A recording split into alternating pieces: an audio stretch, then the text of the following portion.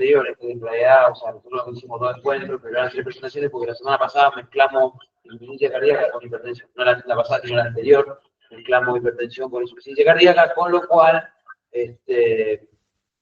digamos que son tres PDF que contienen toda la presentación tal cual se la di.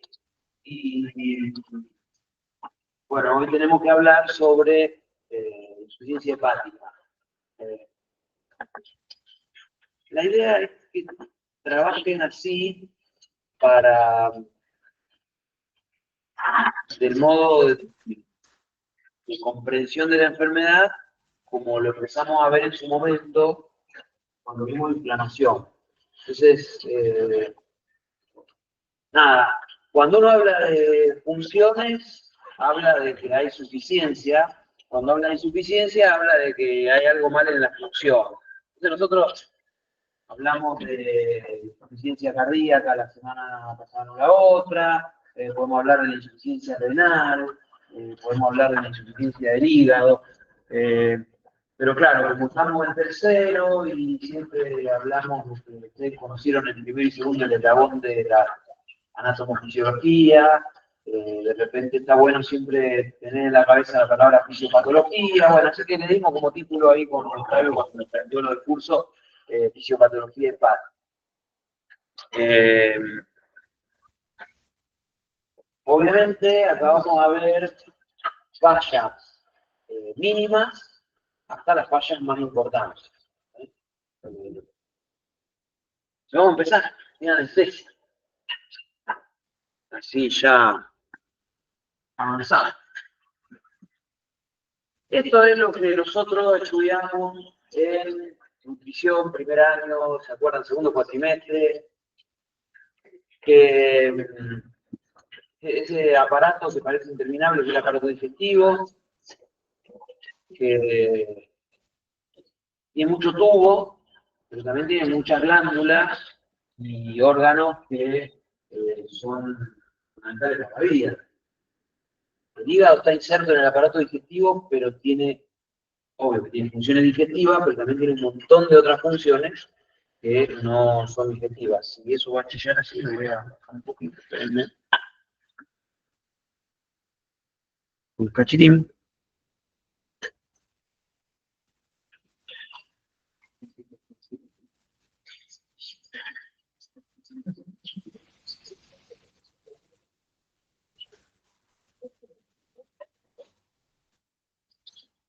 Sigue chillando, no importa.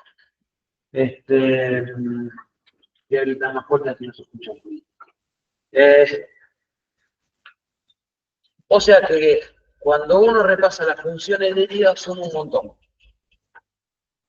Quiero que usen la memoria para empezar a recordar esto, porque era re importante, un órgano fantástico, tiene de todo. Cuando estudiaban, por ejemplo, metabolismo en química, una gran sigla con todas las vías metabólicas, que era una ficción, porque uno dice, no es ficción. La célula que tiene todos los mecanismos metabólicos habido y por haber es la célula hepática. Puede almacenar glucógeno, puede romper glucógeno, puede hacer glucólisis, aeróbica, anaeróbica, puede hacer ciclo de Cori, de los poquitos órganos que podían devolver ese lactato a fluvato, puede hacer decarboxilación oxidativa, ciclo de Krebs, fosforilación oxidativa, puede destruir lípidos, armar, ¿no? O sea, puede hacer lipogénesis, lipólisis, puede hacer beta-oxidación, síntesis de ácidos grasos, proteólisis, síntesis proteica, transaminación. Las principales reacciones de transaminación de aminoácidos no esenciales se hacen en el hígado. Es un órgano tremendamente noble, por ejemplo, de lo metabólico. Pero además fabrica proteínas, son muy importantes para mantener el agua dentro de los vasos, que no se escape al intersticio. Fabrica proteínas para transportar sustancias que no son solubles en agua. Hace proteínas que tienen distintas funciones, como por ejemplo los factores de la coagulación. Detoxifica pila de elementos que hay en el organismo, internos y externos, porque justamente esa es una de las funciones químicas más importantes, hasta transformarlo en sustancias que no no son tóxicas para el organismo. Una de ellas, la vieron en la UP5 de injuria, que era la bilirrubina. Ese ejemplo de la bilirrubina es porque es bastante notorio, como le va, compañero. Pero la capacidad del hígado de detoxificar es mucho mayor que la de la bilirrubina solamente. Y después es un depósito enorme de sustancias. ¿Se acuerdan, por ejemplo, que es el principal depósito de glucógeno en el organismo? Deposita grasa en pequeñas cantidades, no muchas, porque si deposita en mucha cantidad la vamos a ver que es un problema. Obviamente, de las sustancias externas, que hay un montonazo, pero de las sustancias externas, quizás la estrella dentro de lo que es el metabolismo, por lo simple que es y lo desastroso que es si nos pasamos, es el alcohol metabolizado por el hígado. Esto que está acá es muy importante porque tiene una función digestiva enorme, que es ayudar con la bilis que se fabrica en el hígado a la digestión, la ruptura de las grasas, sobre todo de los triglicéridos. Y después participa muchísimo en todo el caminito que siguen, ida y vuelta. ¿Se acuerdan? Las LDL, las VDL, los kilometrones, HDL.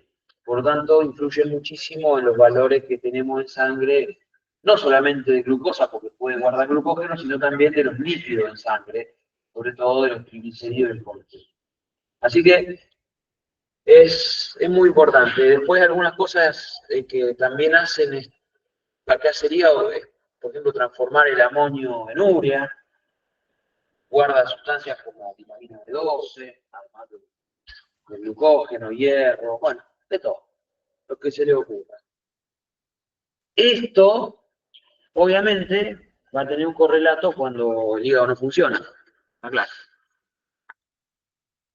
Vamos a empezar con la primera de las patologías, o de las fisiopatologías, la más sencillita de entender, que es la inflamación del hígado, la hepatitis.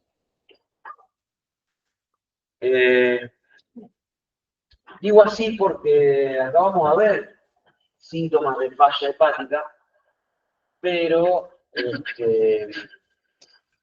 no son tan marcadas como en los estadios terminales. Hablamos de la cirrosis, vamos a ver algo último.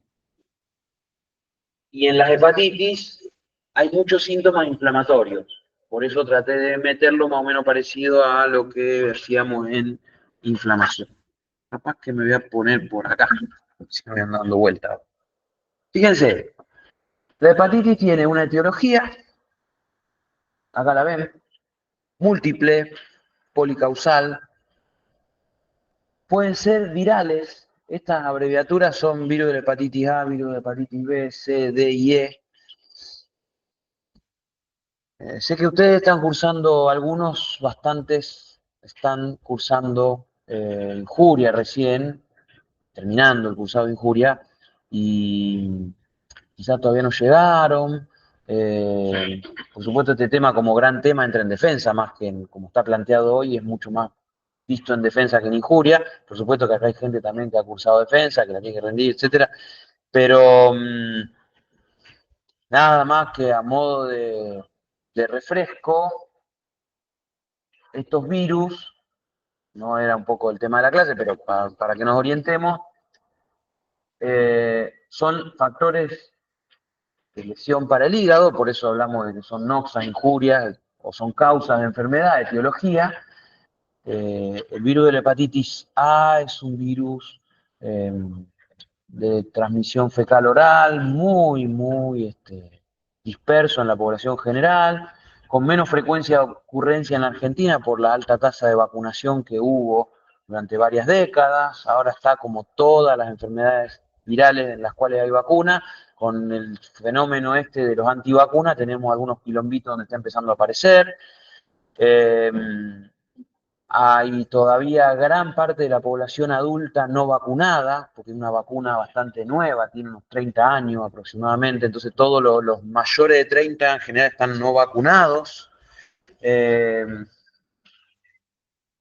Pero claro, Los mayores de 30 generalmente no la presentan porque es una enfermedad muy común por el tipo de contagio del niño. Y a su vez, como gran parte de las hepatitis cursan asintomáticas, la hepatitis A, entonces muchísimos chicos que ahora tienen 50 o 40 años, la tuvieron y tienen inmunidad. Entonces, no, bueno, se ve un poco menos. Pero esta es la famosa hepatitis más tradicional viral que existe. Sigue siendo hoy todavía la más frecuente. Después tenemos la B, que ya tiene otro tipo de contagio, que es el fecal oral, pero también tiene el contagio sexual y el contagio parenteral, o sea, a través de agujas, jeringas, cualquier material. Hubo muchas epidemias en su momento, en las primeras épocas, en las salas de diálisis, en la cirugía, es decir, una enfermedad bastante fácil de contagiarse. Se contagiaba mucho en transfusiones. Por ejemplo, si uno compara el virus HIV comparado con el virus de la hepatitis B, por ejemplo, el virus de la hepatitis B es de alta tasa de contagio, mucha más que el HIV. O sea, si uno infecta con un mismo monto de virus B o HIV a una persona, es mucho más probable que se infecte con el B que con el HIV. Es muy infectivo. La vía fecal oral de ambas, que también existe en el B, se da generalmente con la incorrecta higiene. Y los contagios sexuales, obviamente, sin precaución, sin preservativo, sin elemento de prevención. El virus de la hepatitis C es ya de contagio mucho más parenteral, muy asociado a transfusiones cuando no se hacían los controles debidos. Hoy se hacen y por lo tanto ha bajado mucho el contagio del virus de la hepatitis C. Tiene también una pequeña ocurrencia de contagio sexual, pero es mucho más parenteral. El virus D es un virus de contagio también parecido al A, el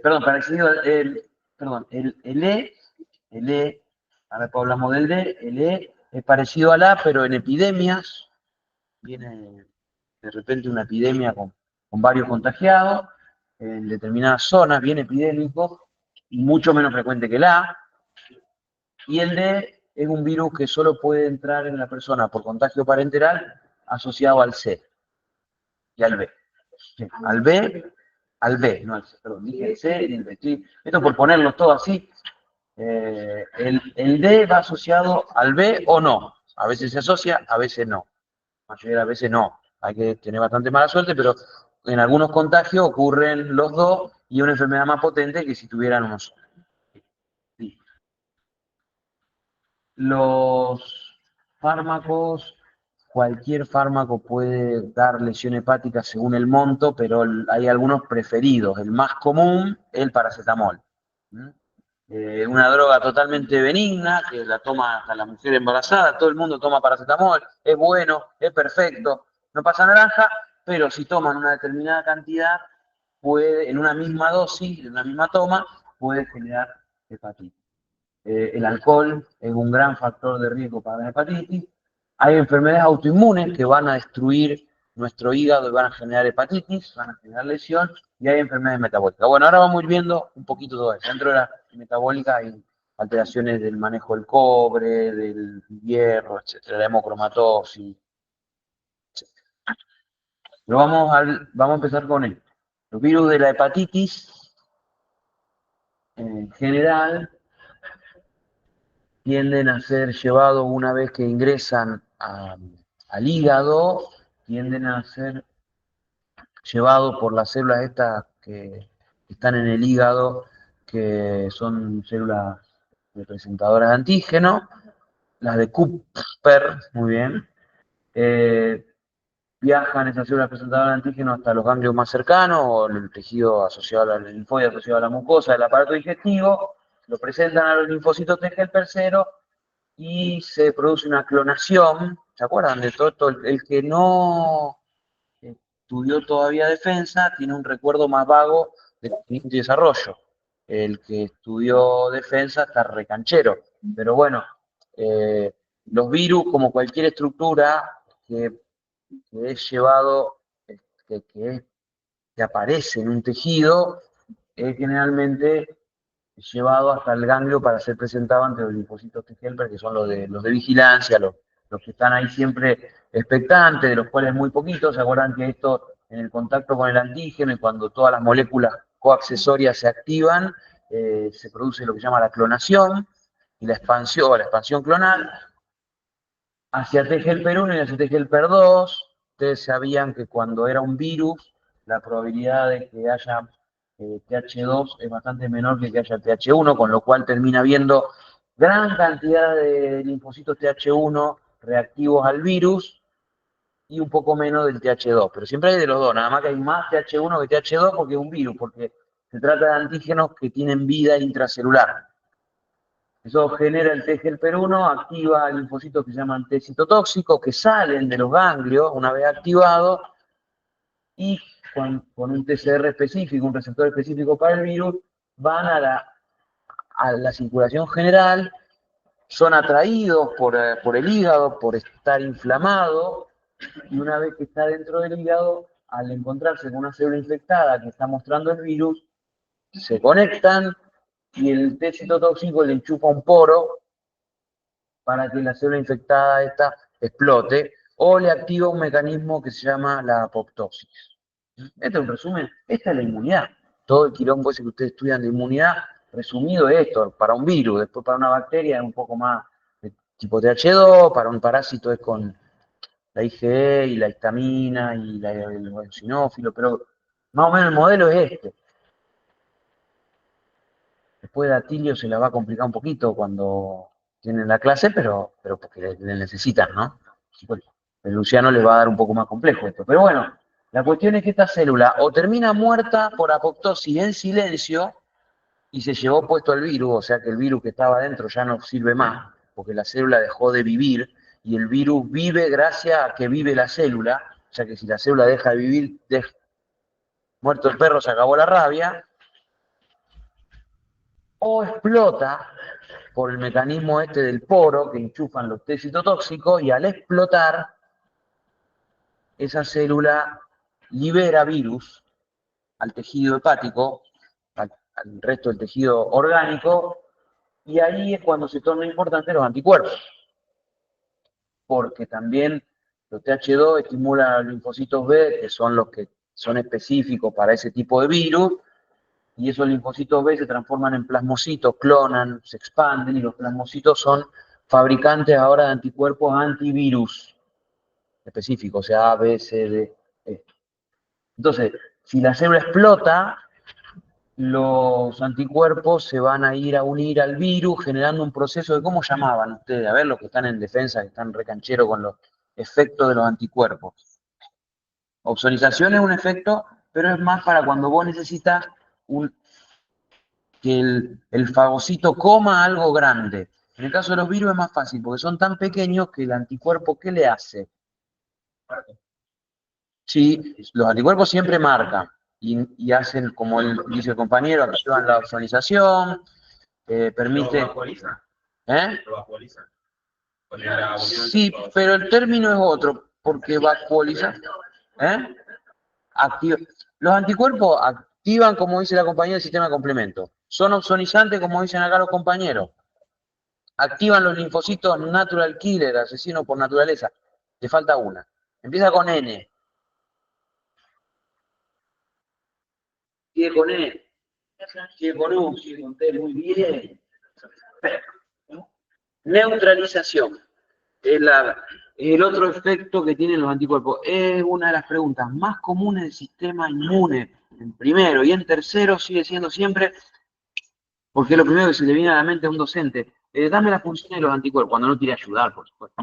Deme las funciones de los anticuerpos, señor alumno que usted está rindiendo. Deme las funciones de los anticuerpos. Entonces, el alumno debe decir neutralización, activación de complemento, opsonización y activación de linfocitos NK. Esas son las 4 funciones de los anticuerpos. ¿Eh? ¿Qué es la neutralización? Ya que lo dijiste, te libero a vos que lo diga el resto, salvo que vos te acuerdes. Pero vos ya me hiciste algo bueno, ya dijiste. Yo te ayudé con la N nomás. Es la incapacidad del antígeno de utilizar la maquinaria intracelular. Maravilloso, maravilloso. O sea, es tan pequeño ese antígeno pegado a un anticuerpo, que una molécula muy grande, una macromolécula, que queda ahí pegado, no sirve más. Chao, porque como dice el compañero, si yo quiero que ese virus sirva, ese virus se tendría que meter, se rompió esta célula, explotó, y se tendría que meter en otra, para hacer sus maldades. Pero no se mete en otra, sino que estos anticuerpos se le pegan. Es como si el punto verde fuera el virus. Bueno, sí, con el pulso todo choto como el mío, pero ahí está, se fue a la mierda, ahí está ahí pegado, ¿ven? Está pegado el puntito verde, no sirve para nada. No se puede meter a la célula, no puede hacer su maldad, está, como lo dice la palabra, neutralizado.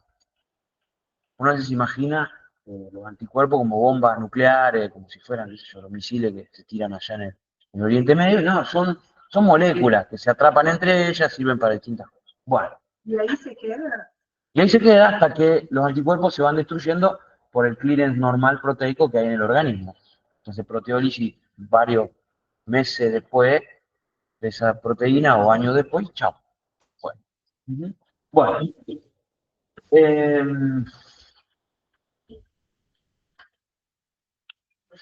¿Qué pasa?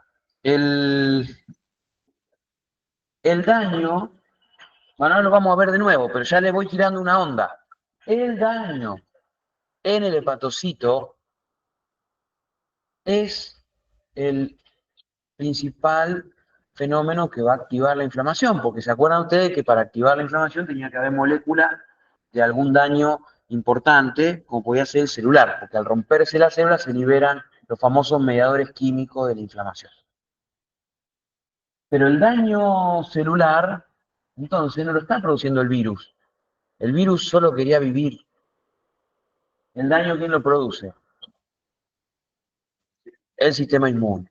En el caso de la hepatitis viral, el daño de la célula está mediado por el sistema inmune. En un intento de romper al virus, termina rompiendo la casa donde se aloja el virus, pero la casa donde se aloja el virus es nuestra propia célula, o sea que y encima hay como un rol acá muy, muy loco de la naturaleza, ¿no? Porque esta célula le tuvo que avisar al test citotóxico que tiene el virus, se lo tuvo que presentar. ¿Se acuerdan que las células nucleadas presentan a través de algo bueno? Las presentadoras antígeno, las otras células comunes, como un hepatocito, presentan con el HLA de clase 1, que es una molécula que se usa para presentar, que se une a los test citotóxicos, son los que tienen la molécula se llama CD8, que es la que se une al HLA de clase 1. Bueno, conclusión, acá dice 2, no sé por qué, este es un error, ¿eh? Acá es 1. De clase 2 el que tiene la célula E. Ahí es un 1. Bueno, ya me voy a acordar de arreglárselo cuando se los mande. Espero mandárselo hoy y terminar de cerrar el ciclo. La cuestión es que, dicho de otra manera, se inmola, la célula detecta que está infectada con mecanismos intracelulares de detección y dice, tengo el virus, mátenme. Porque él, obviamente lo hace por el bien común.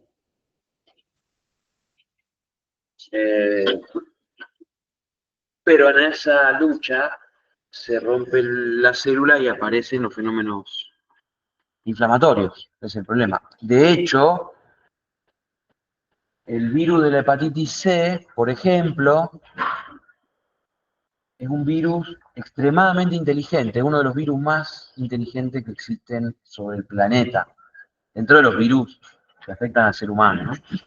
¿Por qué? Porque infecta a la célula y en su ARN está codificado un material genético que le permite generar una proteína que bloquea la expresión de complejo mayor de histocompatibilidad o HLA de clase 1. Acuérdense que es 1. Entonces, básicamente, infecta la célula y le dice, no muestres que yo estoy adentro. Se bloquea eso.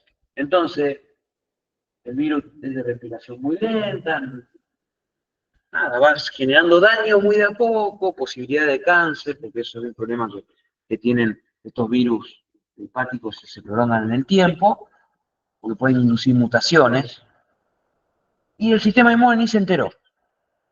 De hecho, si queremos saber si una persona tiene virus de la hepatitis C, tenemos que hacerle PCR para detectar el antígeno, porque no nos sirve buscar anticuerpos porque no los hay, porque no se inhibe la expresión y el sistema inmune no los puede detectar.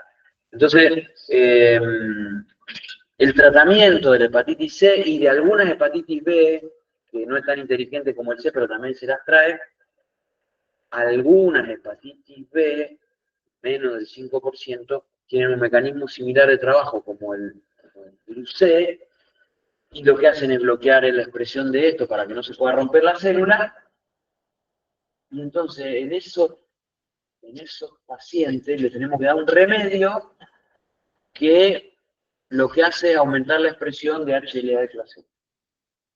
Ese es el remedio para curarlo. Entonces cuando le dan la pastilla, el tipo empieza a expresar y se le empiezan a romper la célula. Y al romperse la célula empiezan los síntomas. O sea que ese tipo era un tipo sano, le detectamos la hepatitis C o B y le dijimos, che, no, vos tenés una hepatitis B, te voy a dar un remedio y el tipo vuelve y no quiere matar. Porque yo estaba bien, me dieron algo que ahora me enfermó. El tipo cuando toma la droga se enferma. Pero es para curarlo. Medio loco, pero es una cosa que hacemos los médicos.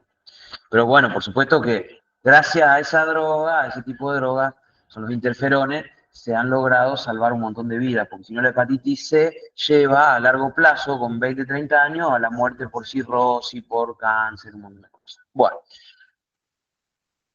les decía, el fármaco más directo es el paracetamol, pero hay un montón.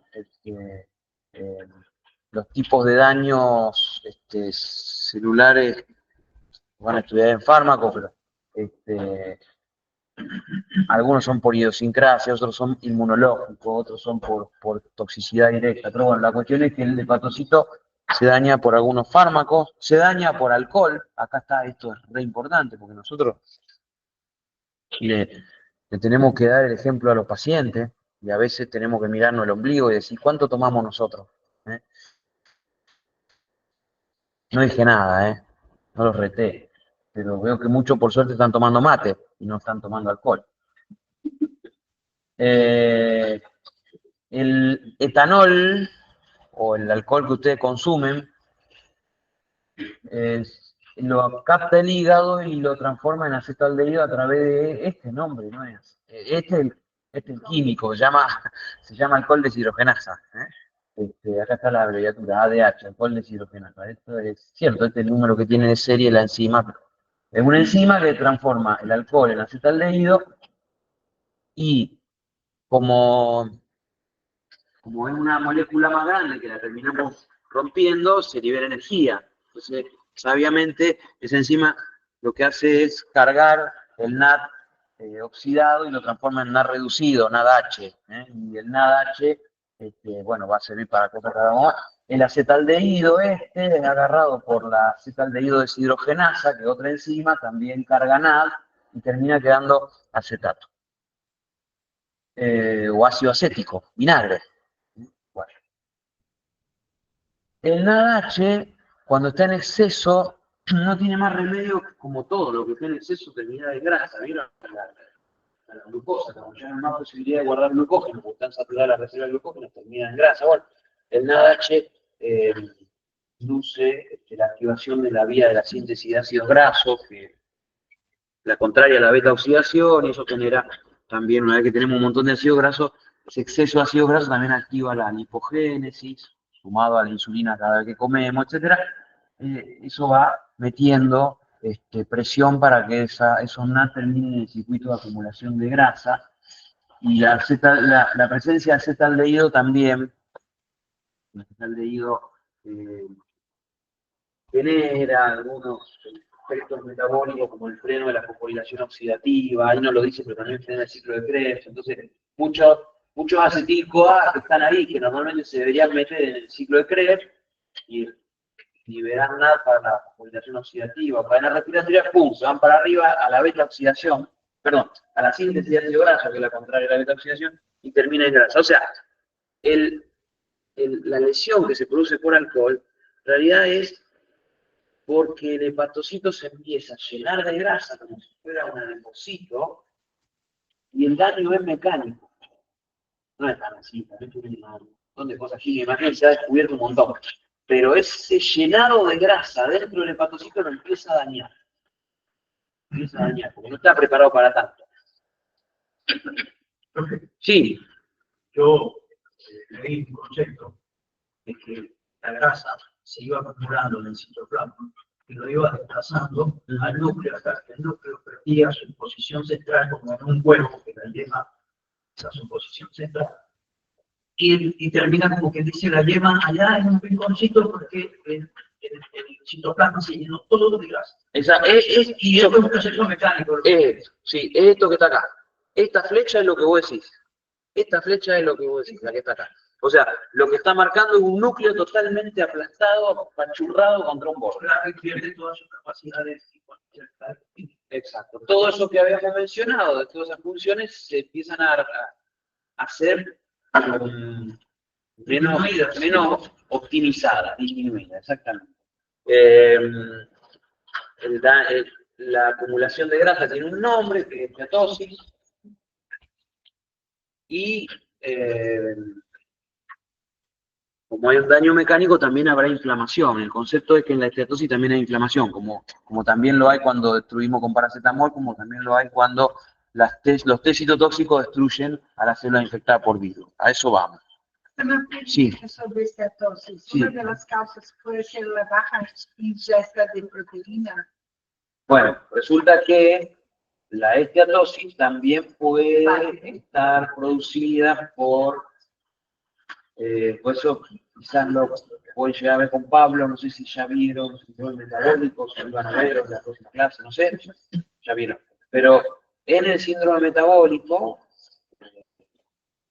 acompañando a la obesidad, acompañando a las hipertrigliceridemias, a todas esas enfermedades que están medio en conjunto, Sí, exacto. Ante una ingesta excesiva, también se acumulan ácidos grasos en forma de triglicéridos en el hígado. O sea que la esteatosis no es solo patrimonio del alcohol, sino también es patrimonio del síndrome metabólico. Cuando yo digo síndrome metabólico, hablo de todas estas enfermedades que se superponen entre sí, que son obesidad, dislipidemia, hipertensión. Pero desnutrición proteica, por ejemplo, baja ingesta proteica, puede ser uno de los factores. Mira, la baja ingesta proteica no calórica, capaz que sí, porque como dice la compañera, si vos tenés una ingesta alta en grasa o alta en hidrato de carbono, vas a tener más posibilidades de esteatosis. Si vos disminuís tu ingesta proteica, mantenés las calorías y subís las grasas y los hidratos de carbono, en realidad no es por la falta de proteína en sí, sino por el exceso de hidrato de carbono y grasa en tu dieta. Sí, sí. Los triglicéridos, el HDL o LDL, ¿los mismos van a causar esto o más el HDL? No. Es mucho más frecuente ver esteatosis hepática en hipertrigliceridemia. Porque lo que vos decís de HDL y LDL son las dos lipoproteínas en las que se transporta el colesterol. Y en las hipercolesterolemias es más raro de ver que haya esteatosis. La esteatosis es más común, dentro de la dislipemia, de las enfermedades de los lípidos, es más común de ver en la hipertrigliceridemia. Que las que están elevadas son o los kilomicrones o las VLDL. Sí. Cuando vos medís triglicéridos en sangre, que le pedí a un paciente el análisis de sangre de triglicéridos, lo que estás midiendo en realidad es cuántos triglicéridos tenés unidos a kilomicrones y a VLDL. En general, cualquiera de los dos que esté elevado, te aumenta el transporte hacia el hígado, o de ida desde el aparato digestivo o la vuelta desde los tejidos. Bien. Cualquiera de estas circunstancias van a generar daño celular y se van a liberar mediadores químicos. Esos mediadores químicos que ustedes, la otra vez hablábamos de que son un montón, van a producir todo esto que estudiábamos en inflamación. ¿Se acuerdan? Vasodilatación, aumento de la permeabilidad vascular, quimiotaxis, opsonización, etc. Entonces, vasodilatación, aumento de la permeabilidad vascular, quimiotaxis, opsonización, activación de neuronas del dolor y activación de centros hipotalámicos, como habíamos mencionado, térmico, anímico, social. Bueno. El eritema de la hepatitis no lo pueden ver, a menos que estén adentro de la cavidad abdominal o sea una pieza de necropsia, digamos. El edema se puede palpar, ¿se acuerdan? La hepatomegalia, el hígado no es palpable en forma sintomática, solo es palpable. Nunca se equivoquen y digan en un examen de semiología, estoy palpando el hígado, si el tipo está sano, porque en general no se palpa, salvo que esté enfermo, ahí sí lo palpa. O sea que hay hepatomegalia en la hepatitis, hay calor, pero es difícil de observar el calor desde afuera de una persona, el calor del hígado, y hay dolor en hipocondrio derecho, que es la zona del hígado. Como signos de- Exacto, son los síntomas y signos de la inflamación. Y van a aparecer todos los síntomas y signos de la impotencia funcional, que ahora los vamos a ver, los vamos a repasar, que es todo eso que vimos al principio, pero alterado. Lo que vimos, que es las proteínas, que es la detoxificación. Acá está. Trúcate. Un montón de cosas. Repasemos rápidamente. Como no va a funcionar bien el depósito de glucógeno, los pacientes tienen hipoglucemia, pero que tiene una característica muy puntual que se llama hipoglucemia del ayuno. No es cualquier hipoglucemia, porque hay varios tipos de hipoglucemia. Estas son hipoglucemias que aparecen varias horas después de haber comido. Estas son las reactivas, un montón de formas. Cuando hace mucho que no comemos, rompemos glucógeno para mantener los valores normales de glucemia. Pero si está alterada la sangre hepática, en su conjunto el hígado está alterado y no puede guardar glucógeno, cuando pasa una serie de horas después de haber comido, 6, 8 horas después de haber comido, donde tendría que empezar a romperse el glucógeno del hígado, no tenemos, entonces ahí baja la glucemia. Al no haber síntesis correcta de proteína, empezaremos a tener falta de albúmina y empezaremos a tener edema en todos lados del organismo, incluyendo ascitis, derrame pleural, un montón de, bueno, edema en todo el organismo. No tiene por qué ser solo así. Edema. Va a haber hemorragia por disminución de los factores de la coagulación. Va a haber pérdida, acá el compañero le ha hablado recién de las HDL, las LDL. Al no poder fabricarse las LDL y las HDL, que son las proteínas que transportan el colesterol, vamos a tener una disminución del valor de colesterol en sangre. Al no poderse fabricar sales biliares, va a empezar a haber un compromiso en la función de la grasa. Ya que si no podemos fabricar los ácidos biliares, las sales biliares, terminaremos con lo que se llama una diarrea malabsortiva, que como tiene mucha grasa, porque lo que no se puede absorber es la grasa, los otros componentes de la dieta sí se absorben, son materias fecales con mucha grasa que se llaman esteatorrea. Son esas típicas que nos avergüenzan porque flotan mucho. Entonces, pastosa, pero además sí, óptimo para el mate que están tomando. Son pastosas, pero además flotan por la gran cantidad de grasa. Entonces tiran la cadena y no baja, tiran la cadena y no baja. Esa es la famosa esteatorrea, ¿no? Que después, bueno, buscan algún objeto contundente para ver si se pueden meter más, porque son imposibles de pasar por el inodoro. Bueno, además de la esteatorrea, algunas, el arrastre de estos lípidos arrastra muchas vitaminas que no se pueden absorber, que son liposolubles, ¿no? La vitamina D, por ejemplo, está de moda ahora. Bueno, y después tenemos una parte de los síntomas que van a ser por trastornos de las funciones metabólicas y excretoras. O sea, los aminoácidos normalmente al destruirse terminan produciendo urea, la urea no puede ser movida, entonces la urea en exceso, por no poder ser removida por el hígado, puede terminar alterando el sensorio del sistema nervioso central, dando una encefalopatía. Al no poder metabolizar correctamente algunas esteroides hormonales, hormonas, esteroides, puede incrementarse alguna de estas hormonas, todo lo que tiene que ver con los andrógenos y los estrógenos, puede haber problemas con la corteza suprarrenal, con el cortisol, con la aldosterona, bueno, irregularidades menstruales, ginecomastia, atrofia de testículo. Ahora lo vamos a ver más en detalle en cirrosis porque es mucho más importante. Necesita mucho tiempo. ¿Eh? Sí, sí. Ahora lo vamos a ver, sí. Sí, porque eso, en el caso de la aldosterona, tiene más que ver con el transporte por las proteínas. Ahora después lo ves. Ahora lo vamos a charlar porque lo vamos a vivir en cirrosis. Obviamente es mucho más difícil darle un fármaco al paciente que tiene una hepatitis porque no tiene bien sus funciones de detoxificación hepática y hay que darle más fármacos de eliminación renal que hepáticos y el tema de la bilirrubina, que obviamente con el daño hepático va a haber hiperbilirrubinemia, no lo vamos a ver expresado en la piel como ictericia, y que va a ser del tipo hepática. Vean que está la prehepática, hepática y poshepática. Igual ahora vamos a repasar también eso. Como sé que un tema, lo metí porque es un tema que a ustedes les interesa en Injusto. Entonces acá tenemos los principales síntomas y signos que antes lo había puesto en verde. Acá están. Diarrea, ictericia, coluria, colia, por el tema de ictericia. Trastorno hemorrágico, edema, hipoglucemia.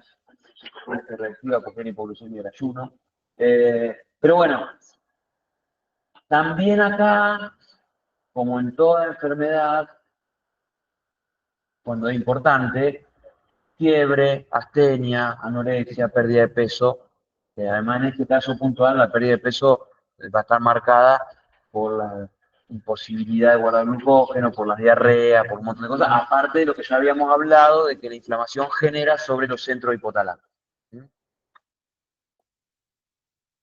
Bien, esas son las hepatitis. Están las agudas y están las crónicas. Las crónicas muchas veces se caracterizan porque todo este complejo de síntomas tan potente a veces son más insidiosos. Aparece uno, desaparece, aparece el otro. O sea, la hepatitis aguda, florida, con todo. Tipo, por ejemplo, una hepatitis A, sintomática, aparece con todo. De repente le dice al doctor, no, estoy amarillo, estoy con fiebre, estoy con, la caca es blanca, hago pipí que parece, sí, negro. Claro, el tipo empieza a contar y es una cosa, pero florida, florida, y dice, tiene una hepatitis aguda. En cambio, las crónicas son mucho más difíciles de diagnosticar porque son de lenta evolución. Muchas de ellas muestran fatiga, febrículas, malestar, adelgazamiento, alguna ictericia. Estos serían los... No es para que estudien esto, porque usted, o sea, si en un examen dice en defensa, ¿no? Bueno, decir algunos síntomas de la hepatitis crónica. Y cualquiera de las que mencionamos antes puede ser. No hay uno que sí, uno que no. Hay que decirle que le mencionan cualquier hilito o le dicen son más insidiosos, qué sé yo, pero si uno busca por frecuencia, estos son los más frecuentes para ir a pesquisar un hepático crónico, una hepatitis crónica. Fatiga, o sea, cansancio, febrícula, bien, todo muy fluo, ¿eh? Esto no es difícil, porque yo no, toda persona que dice estar cansada, me cuesta imaginarme a mí, si me, ¿qué le pasa, señor? Estoy cansado. Y ya decir una hepatitis crónica, miércoles. Pero bueno, por eso también muchas veces la hepatitis crónica la tenemos que sospechar si se asocian a alguno de estos. Febrícula, malestar, sensaciones de molestia, pérdida de peso, ictericia. En general la ictericia nos obliga, por eso en su momento fue puesta comunidad problema, porque en general cuando hay ictericia es muy raro que sea una pavada. La ictericia nos obliga a decir, che, vamos a buscar. Estar cansado es otra cosa que tener ictericia. Pero bueno, son todas cosas que nos pueden hacer pensar en hepatitis crónica. Y la macana es que la evolución de la hepatitis crónica es hacia una cirrosis. Dos o tres cositas antes de empezar con cirrosis, la esteatosis que mencioné en un principio relacionada al alcohol es una patología, no está bueno tener esteatosis, pero es reversible. Faltó la diapo esa y por eso no me quería olvidar antes de pasar de capítulo. La esteatosis es reversible. O sea, si es por ingesta de alcohol, suspendiendo el alcohol. Si es por exceso en la alimentación, obesidad, bajar las calorías. O sea, se puede retroceder una esteatosis. Ahora, si la esteatosis pasó a ser una hepatitis crónica, porque ya el daño, eso tiene que ver con el tiempo, con el monto de la esteatosis, no es para usted ahora en el tercer año, pero si en algún momento se sobrepasa tiempo, sobre todo la esteatosis, 10 años de esteatosis, 20 años de esteatosis, en un momento pasa a ser hepatitis crónica.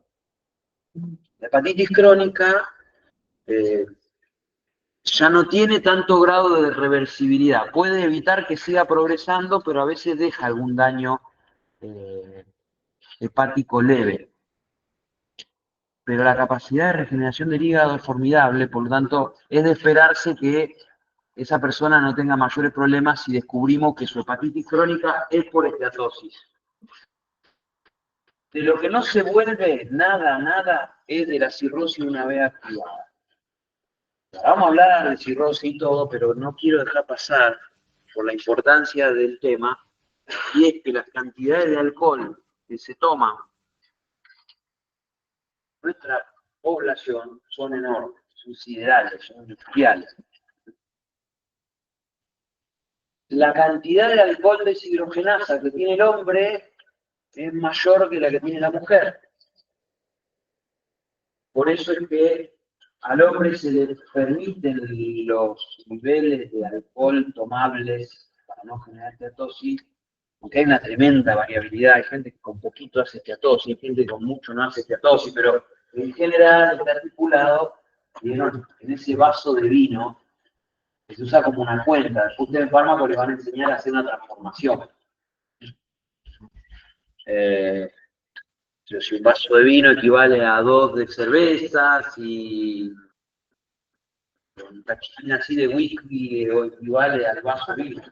Pero la cuestión es que el vaso de vino que tiene 14% de alcohol, más o menos 12, 14, en el hombre sería como el máximo permitido y después ya eso va necesariamente a hacer una esteatosis. En la mujer sería medio vaso. Son 2 y 1, ¿no? Ah, bueno, la tenés con más optimismo.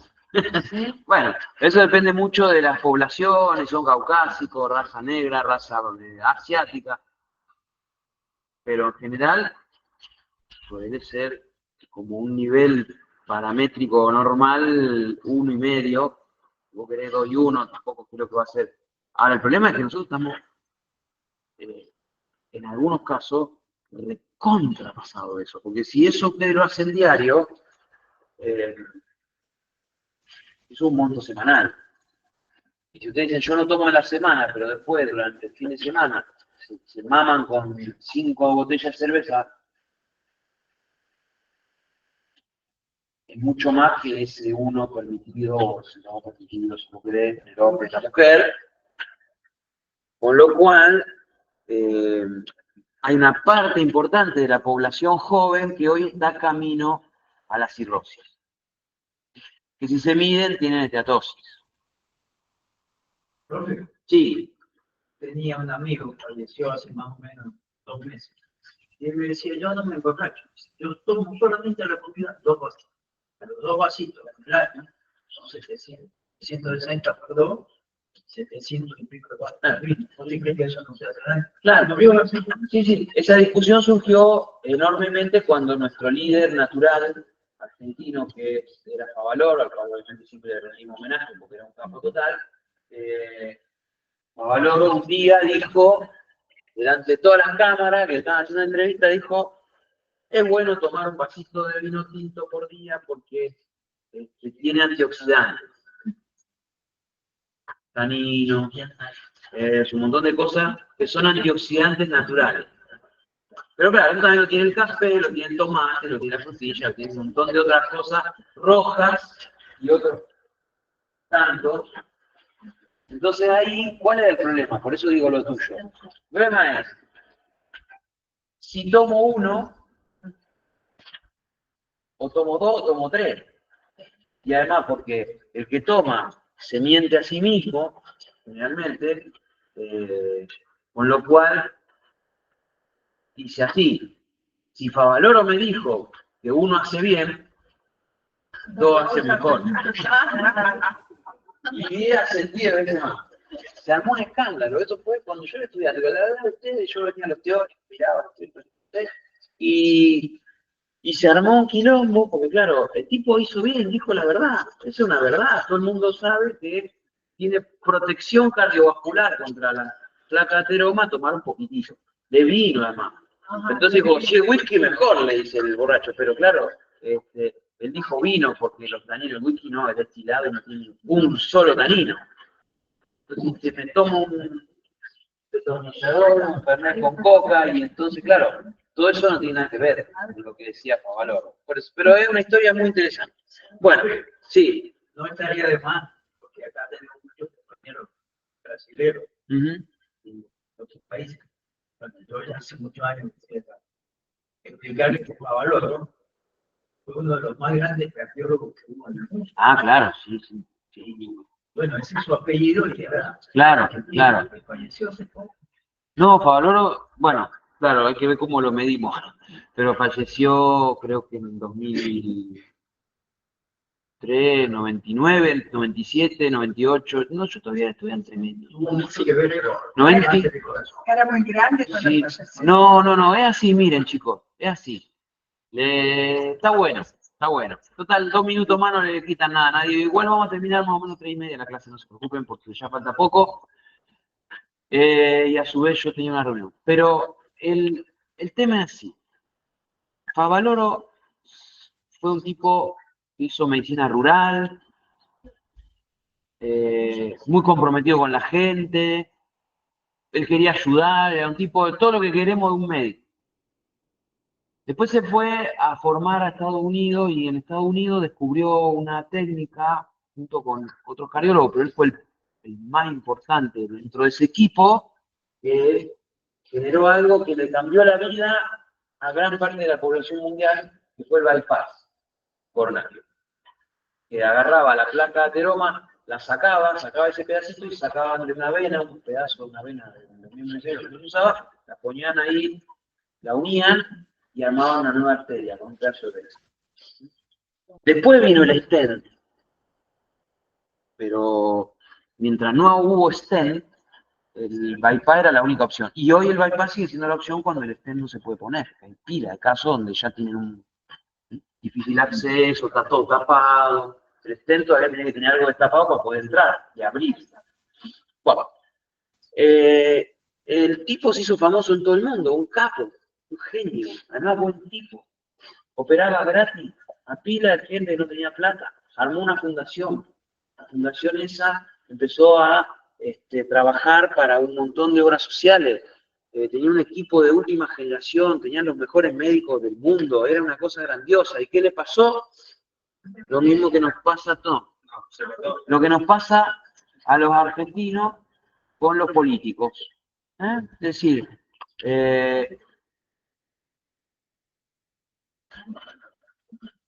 un político que no voy a decir el nombre, pero que hoy está en el gobierno nacional, estaba de interventor de PAMI y no le pagaba el PAMI las operaciones que hacían a la gente que tenía PAMI, que es la obra social de los jubilados. Entonces, él seguía operando porque no podía concebir que no se pudiera operar la gente, pero entró en una deuda con su fundación terrible.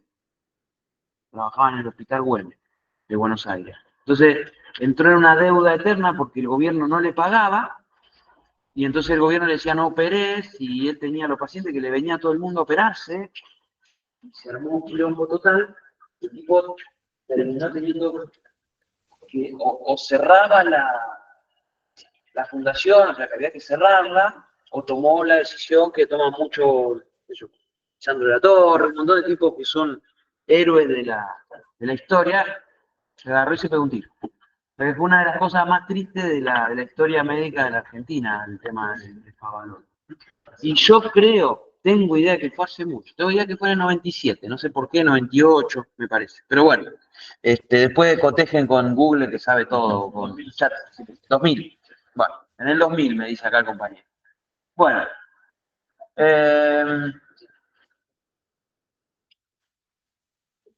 y una de nuestras aulas lleva el nombre de Favaloro, ¿no? La cirrosis es un estado hepático terminal.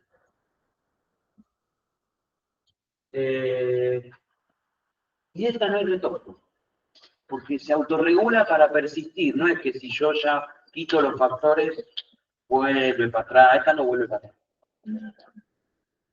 Ya hay dos características fisiopatológicas, el reemplazo del tejido funcional por fibrosis y la conversión de la arquitectura normal en nódulo de regeneración y nódulo de fibrosis.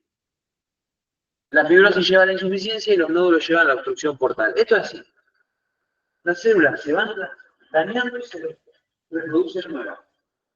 Dañan y se reproducen, dañan y se reproducen. Pero cuando el monto del daño supera la capacidad de reproducción del hígado, de la célula hepática, empieza a aparecer fibrosis. Y por una extraña razón, está muy investigado, pero todavía no está del todo dilucidado, se empiezan a acumular en algunas zonas mucha fibrosis y en otras pila de células hepáticas, pero en vez de estar en una arquitectura lobulillar, hexagonal, qué sé yo, con todo el, lo que se acuerdan, la unidad funcional del hígado, es un peloteo de células ahí todas juntas que se llaman nódulos de regeneración.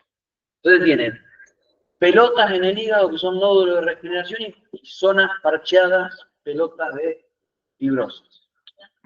Y en el medio va quedando algo de tejido sano, que es lo que va salvando a la persona, porque ninguno de los dos funciona, ni el de fibrosis ni el de regeneración. Y encima el de regeneración, los nódulos de regeneración comprimen las venas y generan la famosa obstrucción portal.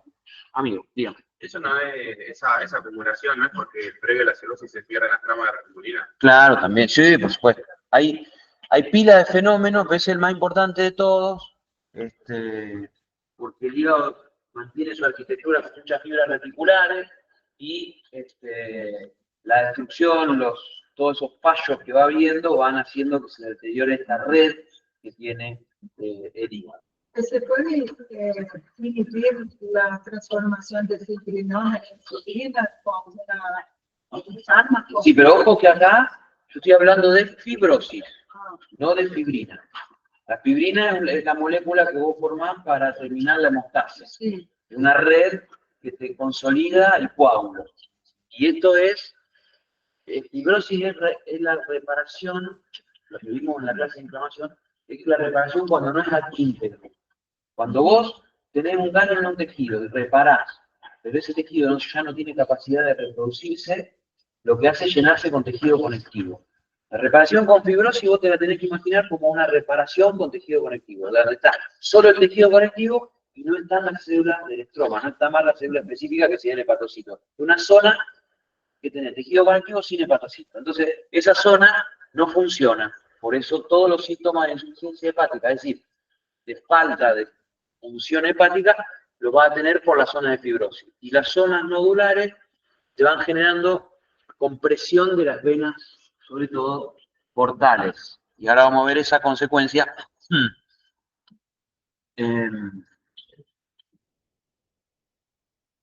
Si bien nosotros usamos el término insuficiencia hepática para la hepatitis aguda, para todo, que significa no anda bien,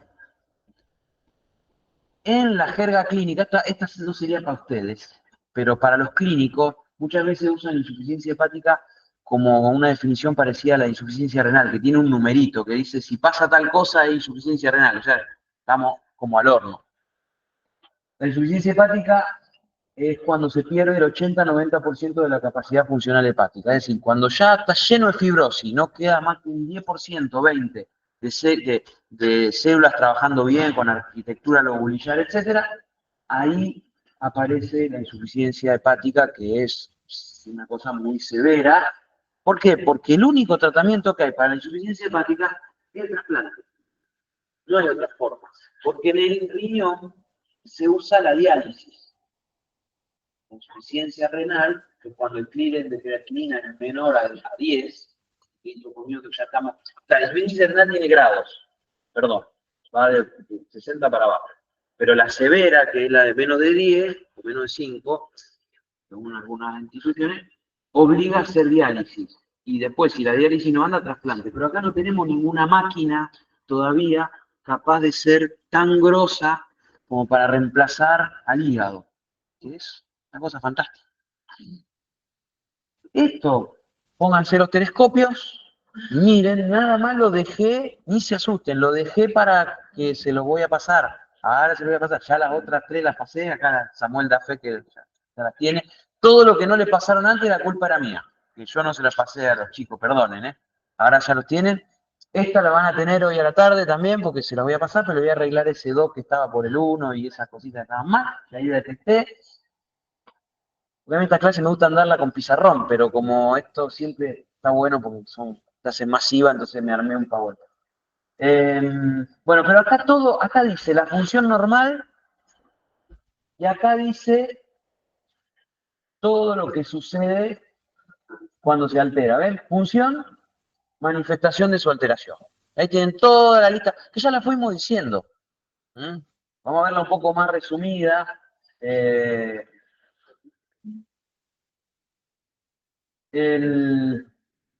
Hay alteraciones endógenas porque todas estas hormonas terminan aumentando porque no se pueden romper. Entonces empieza a haber retención de agua y sal, pérdida de potasio por el exceso de aldosterona, empieza a haber, no se pueden destruir la testosterona, entonces en los varones aparece con niveles tan altos de testosterona, se inhibe el eje. Y entonces caen las hormonas hipotalámicas hipofisarias y hay atrofia testicular, pérdida de la libido, impotencia, ginecomastia. En las mujeres el exceso de estrógeno genera amenorrea, como si tomaran un anticonceptivo. Tiene un montón de estrógenos que no se pueden eliminar, entonces eso hace de anticonceptivo natural. Pierden los periodos menstruales, pérdida de la libido, esterilidad o a veces sangrados anormales, como cuando se exceden con anticonceptivos. Hay alteraciones hematológicas, sobre todo lo más importante son las pérdidas de sangre, por la falta de factores de coagulación, por lo que vamos a ver también ahora en unos minutos de la hipertensión portal, pero esto es re importante. Hay problemas porque las plaquetas también están reguladas por el hígado, o sea que hay trombocitopenia, hay leucopenia, hay un montón de cuestiones. Cuestiones que tenemos un montón de signos de sangrados en la piel, las púrpuras, sangrado de las encías, sangrado por el aparato. Acá lo tienen más resumido. Antes eran los endocrinos, los hematológicos. Acá lo tienen resumido por pérdida de función de síntesis y almacenamiento, episodio hipoglucémico, edema citis, tendencia al sangrado, reducción del colesterol, deficiencia de vitaminas liposolubles, heces, grasa. Todo esto va a tener el paciente con cirrosis. Lo mismo que tenía el hepático agudo y el hepatitis aguda y la hepatitis crónica. Lo que pasa es que acá, muy, muy exacerbado, muy, muy.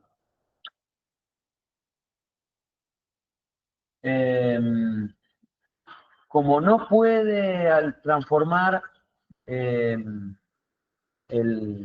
amoníaco en la urea, no los pueden detoxificar al amoníaco ni a la urea, terminan teniendo encefalopatías, o sea, problemas que van desde pequeñas amnesias, convulsiones, obnubilaciones, y se desconecta y se conecta, hasta inclusive pacientes que llegan al coma, porque no pueden destruir los metabolitos de los aminoácidos.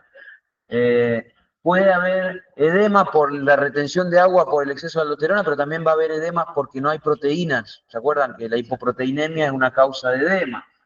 Las alteraciones que veíamos de los estrógenos y los andrógenos, la toxicidad de los fármacos, y esto que es re importante, que también aparecía en las hepatitis aguda y crónica, que es la ictericia.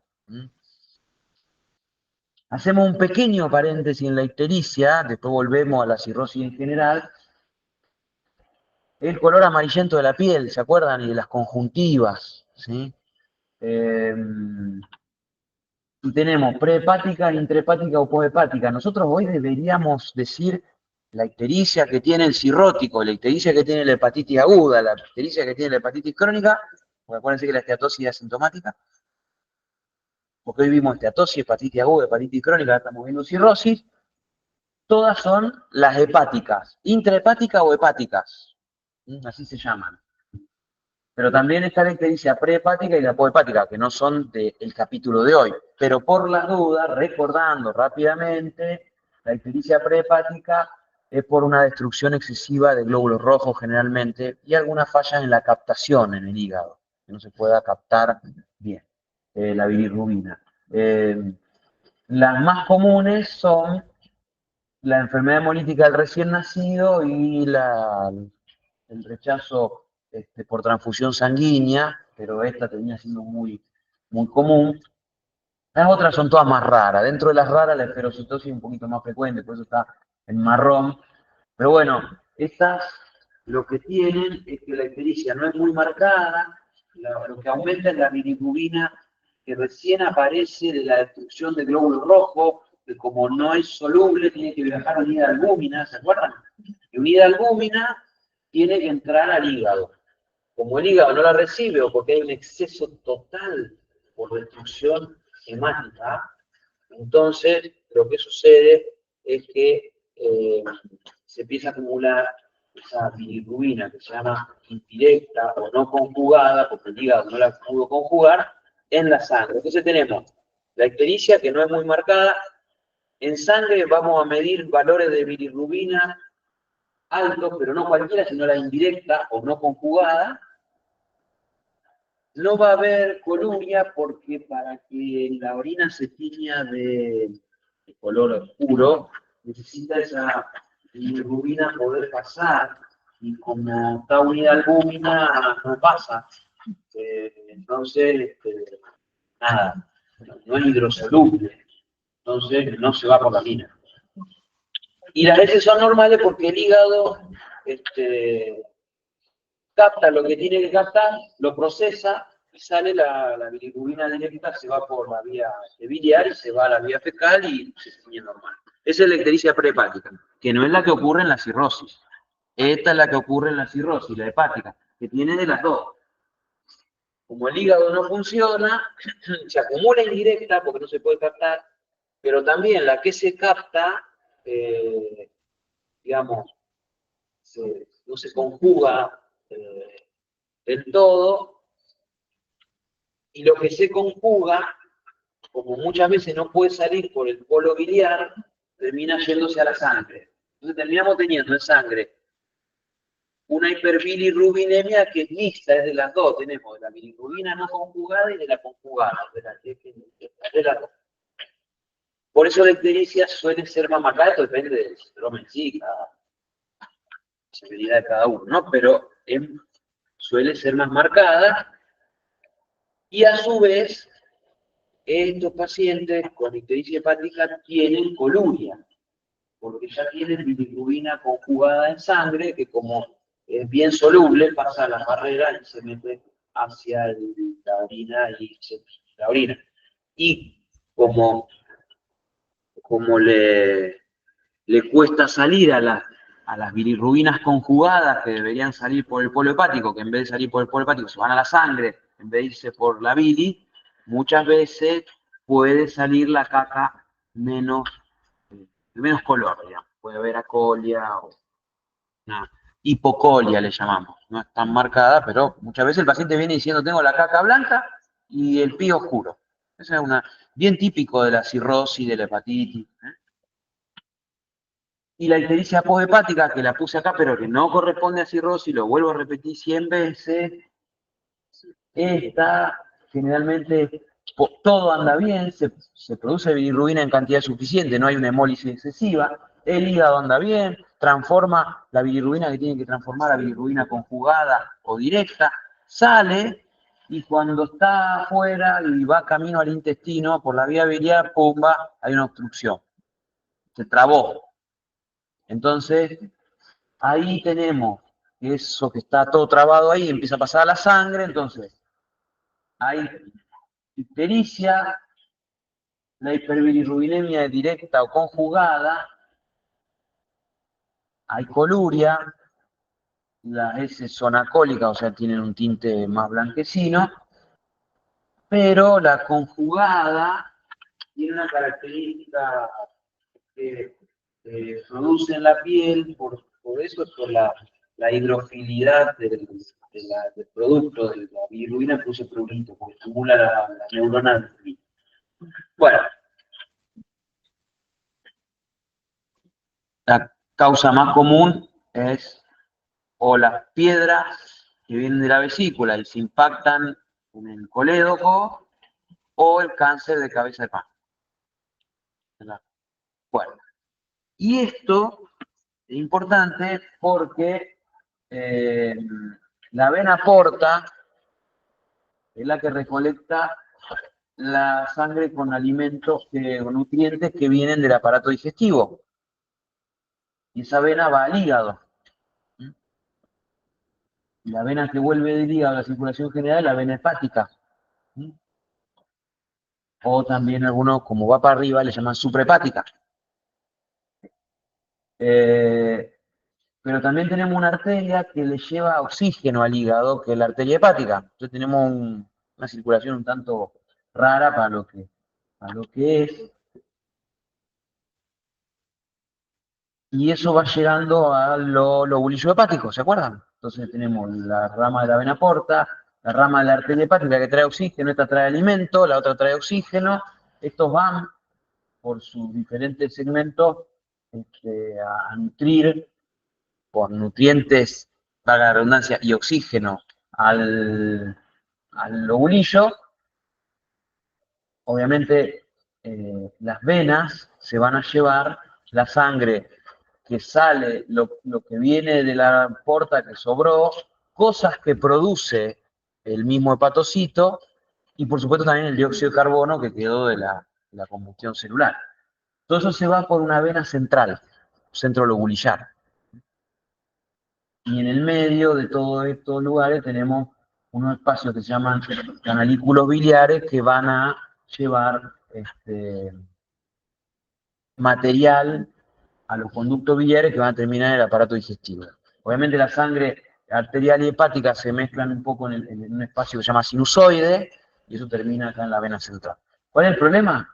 Que todo esto, cuando se obstruye por esos nódulos que apretan, terminamos teniendo lo que llamamos la hipertensión portal, porque empieza a haber un aumento de la presión en algunos lugares que van hacia el hígado, perdón, a través de la vena porta. O sea, como los nódulos empiezan a apretar acá, obviamente es mucho más fácil de apretar una vena que una arteria, por eso las arterias no sufren tanto este colapso, sufren las venas, se empieza a acumular sangre hacia atrás. Y el agua que está en los capilares de todo el aparato digestivo empieza a salir. Y eso puede afectar sobre todo a la cavidad peritoneal, porque es agua que se va al peritoneo. Por eso es tan importante cuando hay hipertensión portal, la ascitis, que son esos volúmenes abdominales enormes, donde a veces el médico le drena 15 litros, 10 litros, terrible, la cantidad que sacan de agua, y obviamente eso termina generando problemas, como pasa con el tercer espacio del dengue, es decir, el agua en otros lugares se pierde, o sea, si el agua está acá, falta en otros lugares. Pero además de eso, por ejemplo, hipotensión arterial, un montón de fenómenos por falta de agua ahí, Además de eso, empieza a haber lo que se llaman derivaciones portosistémicas de la sangre en los lugares que alguna vez estudiaron anatómicamente, que son sistemas de conexión, que se llaman portas, claro, exacto, los sistemas de derivación portocava, que tienen una función de interconectar la sangre, todo bien, todo bonito, pero cuando hay presión en la porta, se empiezan a desarrollar un montón de venas, se ponen tensas y duras alrededor del ombligo, la cabeza de Medusa, en otro sector porta que es el sector de la región perianal, donde están las famosas, aparecerán en las venas hemorroidales, aparecen las hemorroides, y en el esófago las varices esofágicas. Esto es una de las principales causas de muerte del paciente cirrótico, porque la varice esofágica, que están en el trayecto del esófago, pero sobre todo más abajo, cercano al esfínter esofágico superior, cuando pasa un alimento muy sólido, como puede ser la costra del pan, raspa y explota. Y ahí aparece la hematemesis severa, que el paciente requiere internación, requiere que se pueda cauterizar esa vena, que se le pueda hacer una transfusión, porque si no se mueren, se hipotensan, entran en shock y se mueren. Es terrible. Y el otro problema es la desviación, porque si el paciente tiene una obstrucción ahí, la desviación por esos circuitos hace que la sangre vuelva al circuito general sin pasar por el hígado. O sea, no solo una cuestión o estética o de sangrado como estas dos, sino que también al irse la sangre por esos lugares, no pasa por el hígado. Y eso empieza a generar la encefalopatía hepática, es decir, empezamos a tener todos los tóxicos en el cerebro y empezamos a fallar neurológicamente. Coma, convulsiones, muerte, por encefalopatía hepática. La encefalopatía hepática, sobre todo por amoníaco, tiene una característica que es que el paciente queda como sedado y no siente tanto dolor. Termina muriendo de una muerte un poco menos traumática que esta, la de las varices esofágicas, que es terrible. Es como si le hubieran clavado un cuchillo. Se muere desangrado cuando hay ruptura de varices esofágicas. Pero muchas veces se juega con esto en el paciente terminal cuando no se lo puede trasplantar, porque existe un método que para aliviar las varices esofágicas y la citis terrible y todo lo demás, aparte imagínense que hay asitis porque también hay hipoproteinemia, y por un montón de otras causas, y una varice esofágica es mucho más fácil de romper porque faltan los factores de coagulación, como mencionábamos antes. Lo que hacen muchas veces es una derivación portocava como tratamiento. Esto no es para ustedes, pero acá tienen, miren, las varices que se llaman cabeza de medusa, en el mismo abdomen, y miren el volumen terrible de este abdomen, es una citis, signo del témpano, todo lo que ustedes vieron en semiología. Lo que hacen muchas veces es que para que la vena porta no reciba tanta presión por estar obstruida por los nódulos de regeneración, se hace esto. Un bypass. Se le pone una cánula a la porta y se pasa esa cánula hasta la vena hepática. Entonces, lo que hace es que la sangre no pase por el hígado. Entonces, baja la presión portal un montón, se alivia la citis, se alivia acá. Pero ¿cuál es el problema? Claro, el paciente entra rápidamente con ese tratamiento en encefalopatía hepática y en todas las cosas que pasan por no pasar la sangre por ahí. Son múltiples las toxinas, pero la mayor parte de esas toxinas, al no intervenir el hígado, marcan mucho más la encefalopatía hepática. Y ese es un final terrible, ¿no? Pero se hace una para paliar, son ya cuidados paliativos. Por supuesto, gracias a los avances tecnológicos, el trasplante es hoy en día una cosa bastante común. Entonces el trasplante se puede todavía contar cuando esto ya está en un estado terminal, pero hay que resolver algunas cuestiones. Primero la donación, porque seguí insistiendo que donar. Digamos, la donación tiene que ser muy marcada en la población, porque si no, no hay donantes. Tenemos la tecnología, están todos los hospitales esperando para hacer los trasplantes, pero no tenemos donantes. Después, sí. Sobre amoníaco. Amoníaco no es un buffer, no funciona como un buffer. Sí, por supuesto. Para el En el exceso de ácido, ¿no? Sí, a nivel renal sobre todo, sí. Y si la persona tiene mucho amoníaco, hacer el organismo, acidificar el organismo, no inhibe una encefalopatía hepática, por ejemplo. No, sí, bueno, hay múltiples mecanismos de regulación. La enfermedad esta, imagínense, que es contraestudiada porque es una causa de muerte bastante común, porque la epidemia alcohólica, porque lo que más lleva a cirrosis hoy en Argentina es el alcohol. En el mundo es el alcohol. Después le sigue la hepatitis B y C. Después le siguen las otras. La cirrosis hoy día, entonces, vos tenés mucho estudio de esta enfermedad y hay un montón de cosas en la regulación, pero no es que vos ya todo el amoníaco que tenés ya destruye el cerebro, ya te agarra el coma, si hay todos mecanismos de regulación, pero no es tan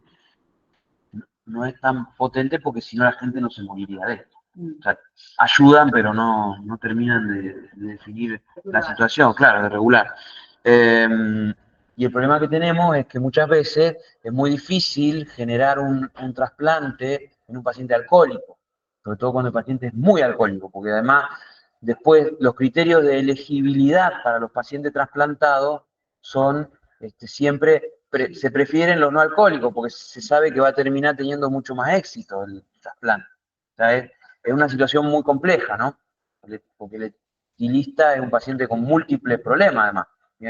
Ya por sí, no es el único problema que tiene el alcohol generar cirrosis, sino que también están las neuropatías. Ustedes van a ver pila de cosas por alcohol, la neuropatía, la arteriopatía. Bueno. Entonces, a veces no es lo mismo una persona que ha tenido una hepatitis y ha quedado en cirrosis, pero está todo bien en el cuerpo, que una persona que tiene un daño permanente por alcohol.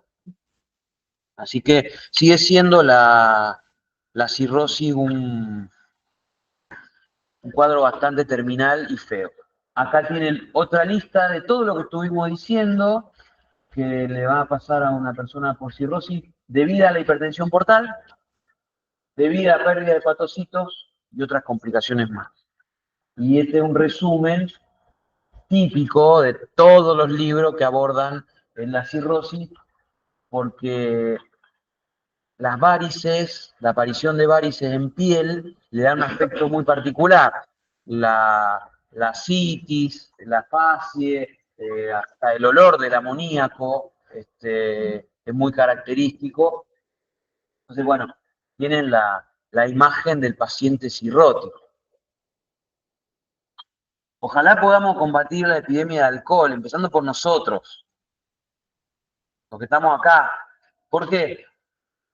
Porque ustedes tienen, y digo esto y me estoy despidiendo, nada, me despido, nos encontramos siempre, pero les digo esto, es importante, y después juro que me voy. El problema es dar el ejemplo, no solamente siendo médico. Si apostamos por la salud, el tema es dar el ejemplo. Antes era con el cigarrillo. La gente fumaba y era socialmente aceptado el que fumaba y era el pícaro, el vivo. Cuando se restringieron en los espacios públicos mejoró un montón la situación. Hay mucha menos gente que fuma. Con el alcohol no se trabaja de la misma manera. El problema del alcohol es que, si ustedes se fijan, hay muchos pícaros como ustedes que han tomado mucho y no tienen cirrosis. Pero es porque ustedes están en un medio social donde sí o sí van a ir encontrando otras cosas que reemplacen el alcohol, como medio de satisfacción, un fin de semana. Bueno, eso sería malo, pero no, yo me refería nada más a la marihuana. No, yo me refería a otra cosa. Chicos, el placer de estar en esta sociedad, en este lugar privilegiado que tienen ustedes. Porque ustedes van a ser profesionales de la salud, están muy cerca, y van a estar en un medio social que les va a dar un montón de satisfacciones y van a ir dejando el alcohol. Van a tener laburo, van a tener familia, porque van a tener un montón de cosas. Y el problema del alcoholismo, por eso digo, trabajar con el ejemplo, es que si el que se va a alcoholizar de una persona que está en un medio social desfavorable, no como ustedes, esa persona no va a terminar bien, porque el alcohol va a ser, como la marihuana, como la cocaína, como todas las cosas que atrapan a la persona, porque no tiene salida. Una persona hoy, en un medio pobre, no ve la salida al final del túnel, no ve la luz al final del túnel. ¿Qué va a hacer? Entonces, busca en el alcohol el refugio que no tiene en lo que ustedes sí pudieron. Por esa gente hay que pelear. Por eso peleamos todos. Gracias. Sí, gracias.